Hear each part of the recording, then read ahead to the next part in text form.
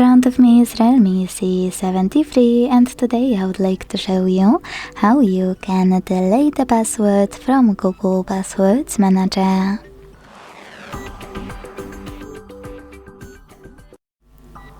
Begin by opening Settings and scrolling all the way down to click on Users and Accounts.